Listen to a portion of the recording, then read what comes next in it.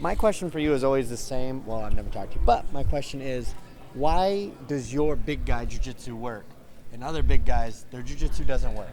What makes your jiu-jitsu effective as a big guy? Because you see a lot of guys, it just doesn't, it works for small guys, doesn't work for big guys.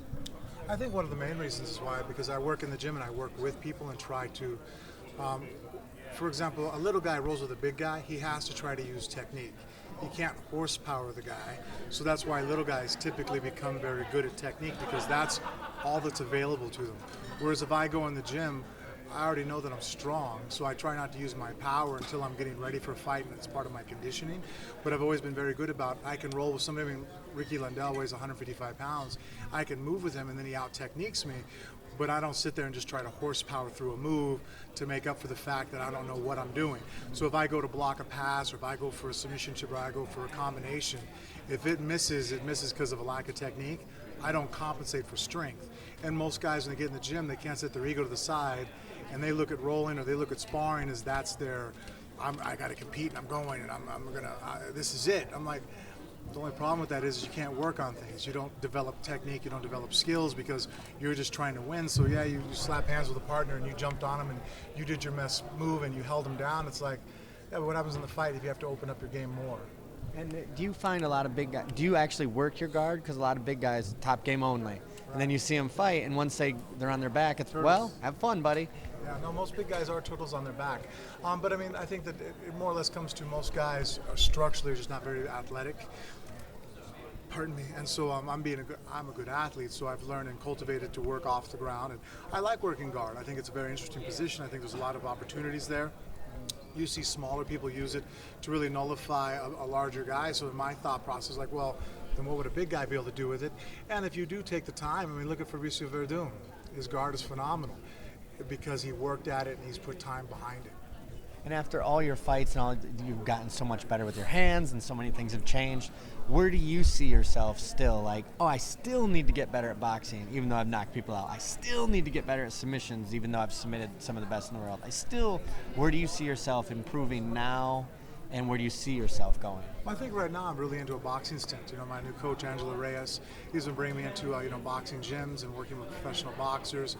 You know, I get to work alongside Anna Hulitin, who has a boxing belt, and so that's probably the area that I've been working probably the most enthusiastic lately, like really trying to understand and really emptying my cup and not going in there and well, I got to stand this way because it's MMA, or if I have to hold my hands here because it's MMA. I really go in there and go, okay, well, it's boxing. I wear boxing shoes and I do a boxing practice, wear headgear and really follow the whole way. And that's one thing I think it holds a lot of guys back, that they think about it, they get good at one art, but that's because when they went to that one art, they really just emptied their mind and delved into it. And then they started mixing things together with MMA, and then they're wondering why people can't develop different skill sets. It's because then when they go to learn a new skill set, they don't clear their mind. They don't sit there and try to devote themselves to that skill set.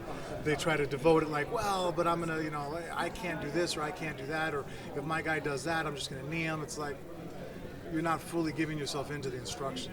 Are you impressed when you go to just a boxing gym, how good they are? Same as you go to Drysdale, oh, yeah. All of a sudden you're like, holy shit, this is a whole nother world of grappling. Yeah. And boxing, like, this is a whole nother world of stand-up. It is. In fact, actually, I think boxing doesn't sometimes get the credit. People use the words, the sweet science, and how scientific and how much of a technician you have to be at it, setting traps and applying and controlling your opponent. But most people, I think, because boxing itself being a pugilistic sport, people are just hitting each other in the face. I think sometimes the fans of boxing don't even really appreciate what it really takes to be a phenomenal boxer. So going in there, seeing Roy Jones Jr. moving around and being able to, like, Bermudez, Striven, sparring with those guys and moving around and seeing how they're setting things up and how they're moving and seeing how much technique really goes into it. It's a very beautiful sport all in itself. It has a lot to offer mentally. It's just that I think, again, it gets people just for some reason don't want to add that there's technique to it. They want to think it's just athletic and tough and just swing. It's like, no, you missed the picture altogether.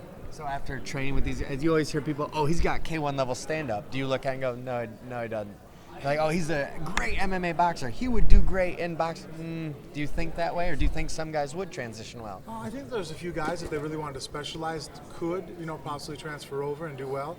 But I mean, in itself, it's hard to sit there and say you're going to be able to beat the boxer at boxing, but also too, I aspire to. I go in the gym and I try. I mean, that's what made my jiu-jitsu good, was that I aspire to beat guys at it. When I go in there and I wrestle with somebody that's a better wrestler than I'm still aspiring to try to beat them at it and go in there and work. And I think that if you really want to be good at boxing, it's not impossible. It's not like it's a secret foreign language where I'm asking someone to learn Mandarin in 2 weeks. If you want to be diligent and take your lumps, but here's the part. People that are good strikers are willing to come learn grappling because it doesn't hurt.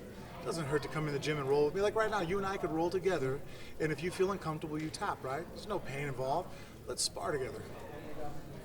Even with headgear on and 16-ounce gloves, 18-ounce gloves, it still hurts. And then you have guys that have already attained a certain level of fame and notoriety in a sport. They don't want to get out there and get embarrassed and outboxed by a guy that maybe is an unknown young kid coming up. But it's like, yeah, but you're proving your boxing skills. So I think sometimes you're having harder guys want to transition and actually work boxing because of that. It's more painful. Frank, how did